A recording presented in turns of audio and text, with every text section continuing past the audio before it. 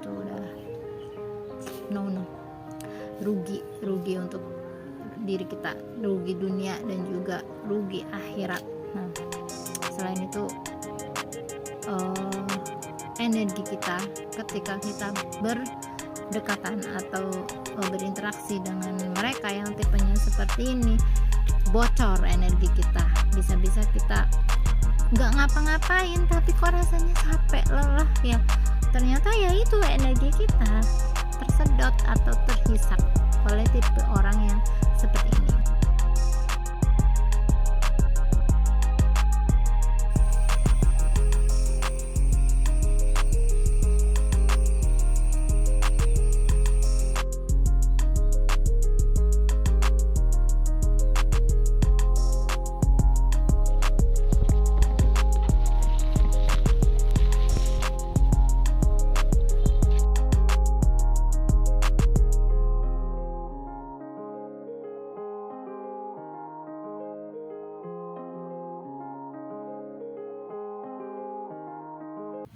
Hai, apa kabar teman-teman? Semoga teman-teman dalam keadaan baik, sehat, dan bahagia. Pada kesempatan kali ini, saya ingin berbagi pengetahuan tentang manusia penghisap energi. Manusia penghisap energi seperti vampir ya? Ya, seperti yang kita ketahui bahwa segala yang ada di semesta ini itu adalah energi, baik manusia, tumbuhan, hewan, air, sinar matahari, dan lain sebagainya. Itu adalah energi.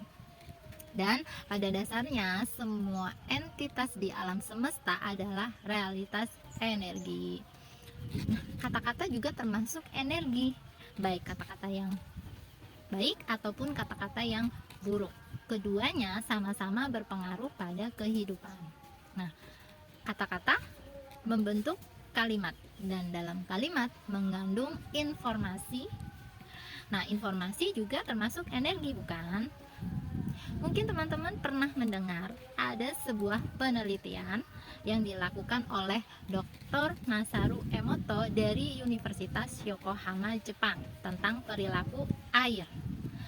Dalam bukunya The Hidden Message in Water, bahwa air bersifat bisa merekam pesan seperti pita magnetik atau kompaktis, di mana semakin kuat konsentrasi pemberi pesan, semakin dalam pesan ada tercetak di air.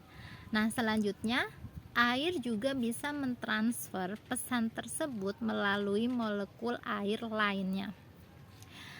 Air ketika diberi kata-kata yang positif atau kata-kata yang baik, maka kristal pada air itu bercabang dan mengembang, bahkan membentuk kristal segi enam yang indah. Dan ketika dicoba dibacakan doa-doa, kristal bersegi enam dengan 5 cabang muncul berkilauan. Masya Allah. Jadi kata-kata yang positif, yang baik itu berpengaruh pada air. Keren ya. Nah, suara juga termasuk energi. Beberapa riset menunjukkan bahwa suara mempengaruhi pertumbuhan tanaman. Menurut Dominic Hess, pakar biofilia, bahwa berbicara dengan baik pada tanaman akan mendukung pertumbuhan tanaman tersebut.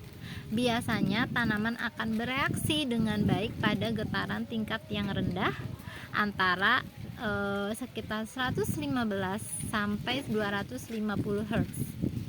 Smithsonian dan juga NASA menemukan bahwa getaran ringan dapat meningkatkan pertumbuhan pada tanaman, dan juga getaran yang sebaliknya ya, getaran yang keras itu dapat berpengaruh negatif pada tanaman. Getaran suara yang diberikan kepada tumbuhan itu memperbaiki komunikasi dan fotosintesis yang akhirnya memperbaiki pertumbuhan dan kemampuan tanaman tersebut untuk melawan infeksi.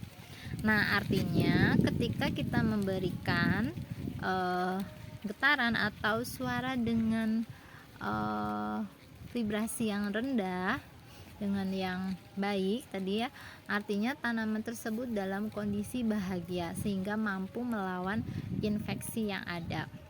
Nah, baik suara maupun kata-kata dua-duanya juga berpengaruh pada perkembangan otak anak dan juga tumbuh kembang anak. Menurut dokter ahli otak dari Neuroscience Indonesia, Amir Zuhdi, ketika orang tua membentak anak, maka rasa takut itu muncul. Saat rasa takut itu muncul, otak memproduksi hormon kortisol.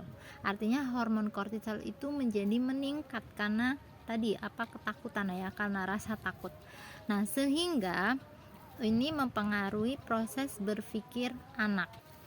Otak tidak hanya bekerja secara struktural, tetapi di dalam otak juga ada listriknya atau hormonalnya. Ketika otak anak sedang berfungsi, ketika anak-anak sedang belajar, nah itu sel-selnya saling terkoneksi, saling berdekatan, kemudian saling menguatkan dan tersambunglah. Sistem hormonalnya juga bekerja menjadi lebih baik. Nah, pada saat anak itu dibentak, maka neuron atau sel-sel pada otak itu menjadi putus, bahkan bisa menjadi rusak, sehingga proses berpikir anak menjadi terganggu, anak sulit untuk menerima informasi, anak sulit untuk merencanakan sesuatu, kemudian sampai mengambil keputusan juga. Anak tersebut mengalami kesulitan karena sel-selnya itu putus, bahkan tadi rusak ya, dan berujung pada ketidakpercayaan diri pada anak. Ya tadi suara kita itu berpengaruh pada orang lain tanpa kata-kata. Misalnya pernah gak sih teman-teman misalnya duduk ya di sebelahnya orang atau teman kita yang sedang sedih, mungkin sedang marah atau sedang galau. Nah itu meski tanpa bicara, rasanya kita bisa ikut merasakan itu. Apalagi buat orang yang peka, yang sensitif, itu bisa melihat dari mimik wajah orang tersebut, dari gesturnya, ataupun dari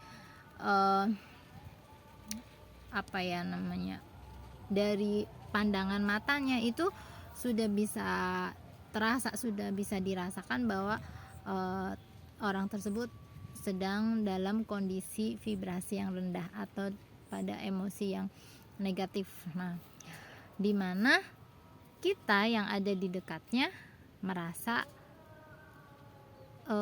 bisa merasakan gitu, atau dalam kondisi yang tadi marah ya, nah kita merasa tidak nyaman ketika kita duduk di sebelah atau berada di lingkungan orang yang sedang marah. Mengapa? Karena orang tersebut mengirimkan vibrasi yang rendah atau energinya, emosinya sedang dalam keadaan yang negatif, sehingga energi kita menjadi bocor atau kita tertular energi yang negatif tersebut, dan energi kita tersedot atau terhisap terkadang tanpa kita sadari, karena itu secara spontan ya. Nah, dalam kondisi seperti itu kadang ketika kita mau menyapa misalnya tetangga ataupun orang lain gitu, kemudian kita melihat orang tersebut dalam emosi yang negatif gitu ya, kita jadi merasa tidak enak sendiri gitu, kita merasa segan gitu kan, bahkan ada juga yang baper gitu kan, kemudian berprasangka dikiranya punya emosi atau masalah dengan kita, padahal orang tersebut sedang punya masalah sendiri dengan emosinya seperti itu. Nah, balik lagi ke judul kita hari ini, manusia penghisap energi siapa saja mereka. Nah, kita mulai dari urutan yang pertama. Yang pertama adalah orang yang egois. Orang egois, orang yang mementingkan dirinya sendiri dan mengabaikan orang lain, cenderung merugikan orang lain. Nah, orang yang egois ini dia penghisap energi ya. Dia merugikan orang lain. Jadi sebaiknya kita hindari. Rasanya lelah ya kita terus menghadapi orang yang memiliki karakter egois. Dalam sebuah hadis disebutkan, kalian akan menyaksikan sikap-sikap egois sepeninggalanku dan beberapa perkara yang kalian ingkari. Para sahabat bertanya, lantas bagaimana Anda menyuruh kami ya Rasulullah? Nabi menjawab, tunaikan hak mereka dan mintalah kepada Allah hakmu. Hadis riwayat Bukhari dan Muslim. Nah, itu sifat yang pertama atau ciri orang yang pertama yang menghisap energi kita. Yang kedua adalah orang yang cenderung berpikir negatif dan berprasangka buruk. Nah, ini juga ya melelahkan ketika kita menghadapi orang yang pikirannya jelek, terus perasaannya buruk. Itu kan gak bagus juga ya, baik buat orang lain maupun buat dirinya sendiri, karena di dalam Islam sendiri kita dilarang berprasangka buruk. Kalau tidak salah di Quran surat Al-Hujurat ayat 12. Nanti insya Allah saya akan bahas di channel YouTube saya yang satunya, Sahabat Quran dan Hadis. Jangan lupa nanti disimak ya untuk ulasannya tentang tafsir surat Al-Hujurat ayat 12. Nah, kemudian siapa mereka penghisap energi yang ketiga adalah orang yang sinis, jutek, julid. Nah, itu juga rasanya kita tidak nyaman, dan kita juga tentunya,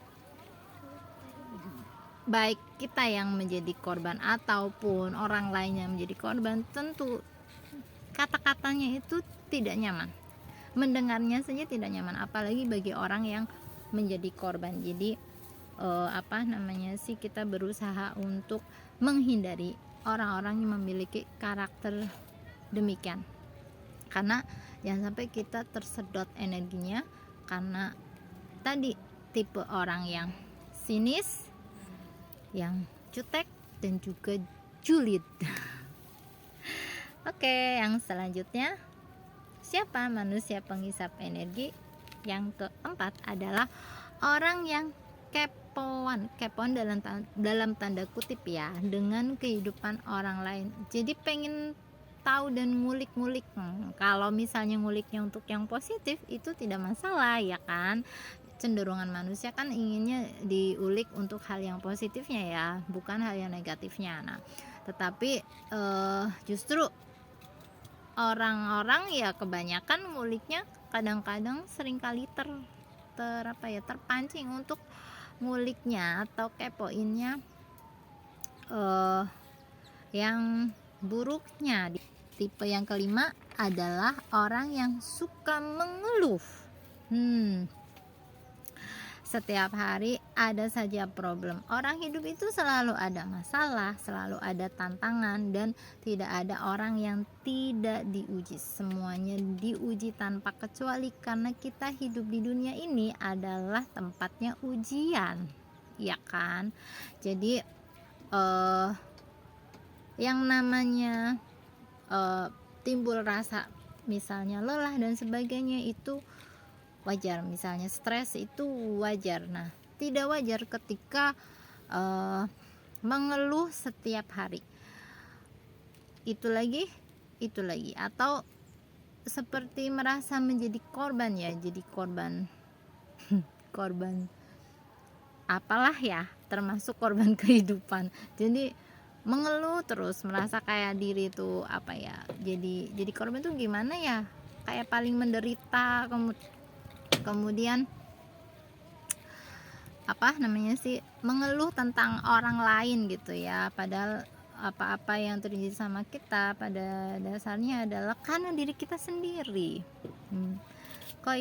Kok bisa seperti itu? Iya, karena kitalah yang memancarkan atau mengirimkan energi kita kepada orang lain, itu positif atau negatif. Kalau kita energinya positif, nanti kita menariknya yang positif juga, orang-orang yang positif. Tapi kalau kita energi kita itu negatif, ya kita menariknya orang-orang yang energinya negatif. Jadi bukan karena orang lain, tapi karena diri kita sendiri yang posisinya pada saat itu dalam keadaan yang vibrasinya rendah atau tadi energinya negatif. Lanjut ke manusia penghisap energi yang keenam adalah orang yang suka gibah, ngomongin orang lain, ya kan, amit-amit ya, apalagi kalau sampai fitnah, ya kan.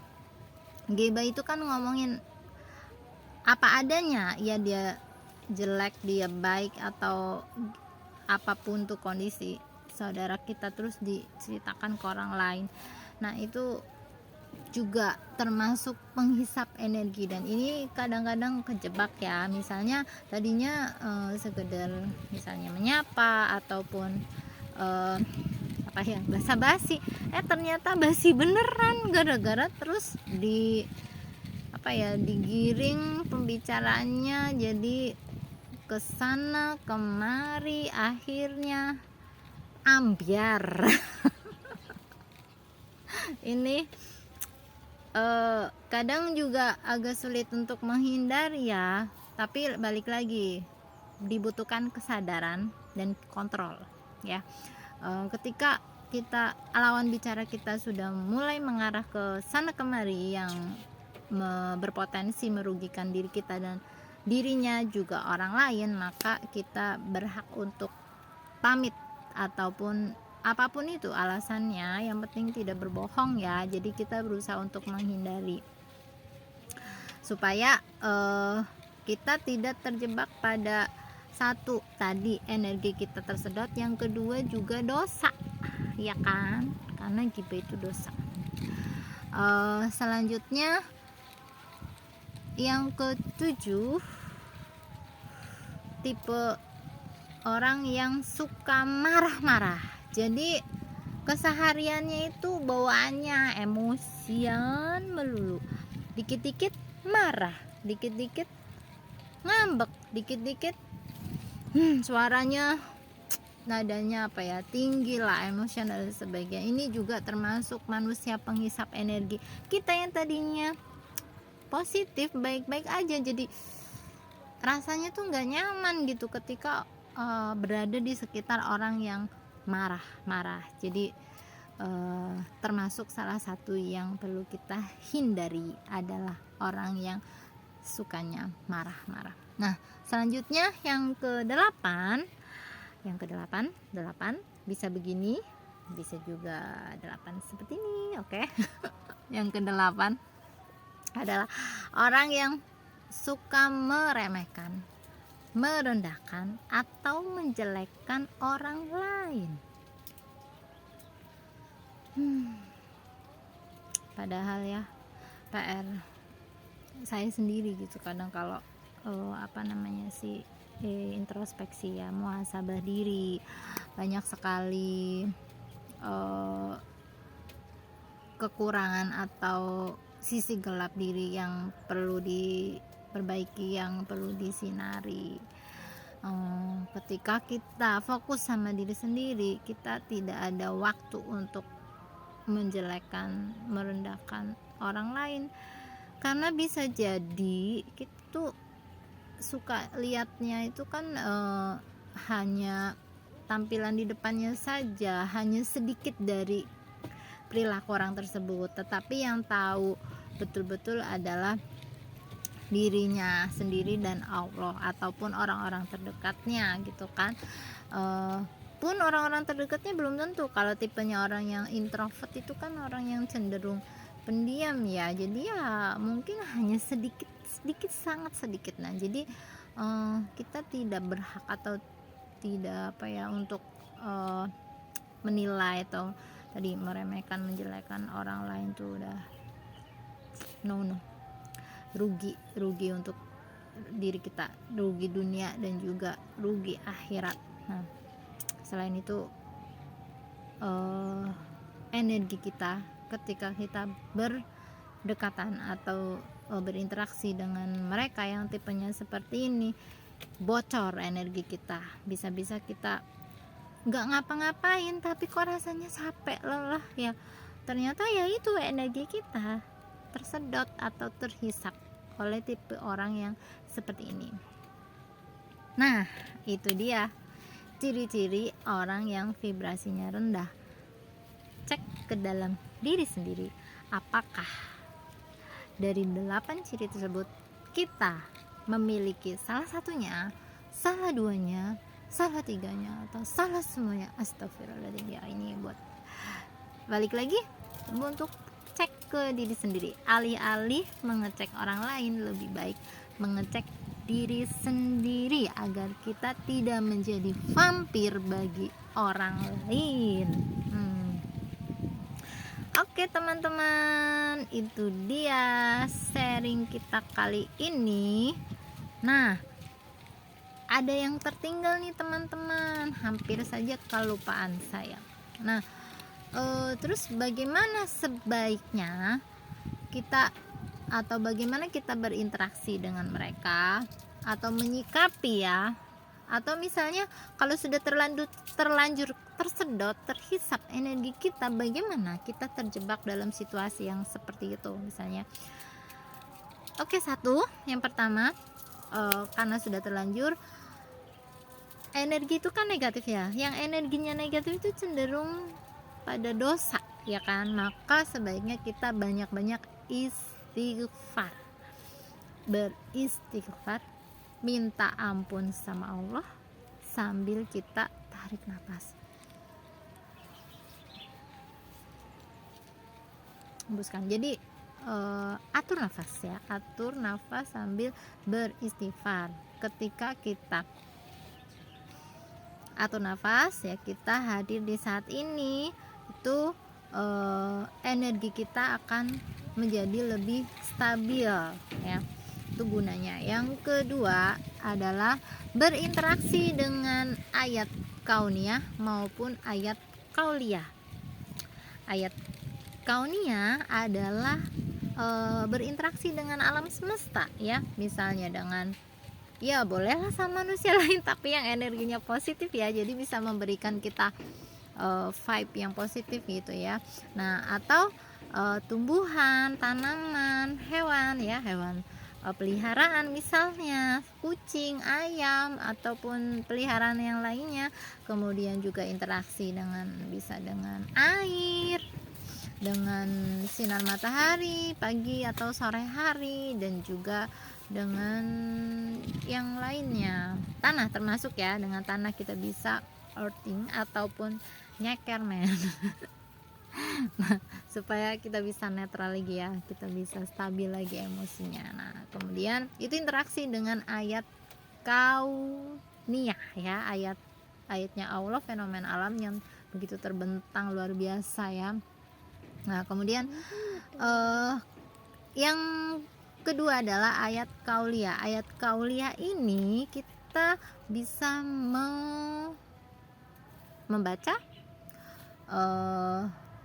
ayatnya, kemudian bisa mentadaburinya atau memahami tafsirnya. Nah, itu juga bisa menaikkan vibrasi kita atau meningkatkan energi positif kita. Kenapa? Karena kita terhubung langsung dari sumber energi terbesar, yaitu Allah yang Maha Cinta. Nah, tadi cara yang kedua. Cara yang ketiga adalah dengan kita bisa dengan meditasi ataupun yoga. Meditasi itu ya kita bisa sholat ya, kalau orang muslim kita bisa sholat ketika kita vibrasinya lagi rendah, kita bisa sholat ataupun zikir terhubung langsung dengan Allah. Doa juga itu bisa menaikkan vibrasi sehingga keadaan emosi kita menjadi lebih stabil dan juga tenang, karena hanya dengan mengingat Allah hati akan menjadi tenang, tentram, damai dan lebih bahagia insya Allah ya. Jadi itu dia cara menyikapi ataupun ketika kita sudah terlanjur terhisap energinya oleh si vampir tadi ya. Manusia penghisap energi. Itu dia pembahasan kali ini tentang manusia penghisap energi. Semoga bermanfaat untuk teman-teman semuanya.